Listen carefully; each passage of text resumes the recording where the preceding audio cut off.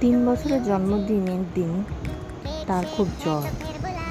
হ্যাঁ, খুব এক্সাইটেড ছিল আমার মেয়ে, কিন্তু সকালবেলা থেকে বমি আর জ্বর, জ্বর চলে আসে। আয়োজন করা হয়েছিল ওর কাছের মানুষদের নিয়েই। ছোট্ট করে ঘরোয়াভাবে আমরা কেক কাটি, সেখানে আমরা সবাই উপস্থিত থাকি। ও তো খুব এক্সাইটেড ছিল, বেলুন সাজানো হবে, কেক কাটা হবে। একটু ঝিমিয়ে গেছিলো, যেহেতু জ্বর হয়েছিল তো তাই ঝিমিয়ে গেছিলো। এইখানে এই যে কেক কাটলাম দাদানের হাত ধরে। ওর বাবা সেই টাইমে খাবার আনতে গেছিলো দোকানে। এত দেরি হয়ে যাচ্ছিল যে এত দেরি হচ্ছিল যে কেকটা কাটতে হলো। আমার বাবা মা দুবে বাড়ি যাবে, বাড়িতে ঠাম্মা রয়েছিল বলে খুব চিন্তা করছিল। তো বাবাকে ছাড়াই কেক কাটা হলো। খারাপ লাগছিল, তবুও কী করা যাবে, সিচুয়েশনটা এরকমই তৈরি হয়েছিল।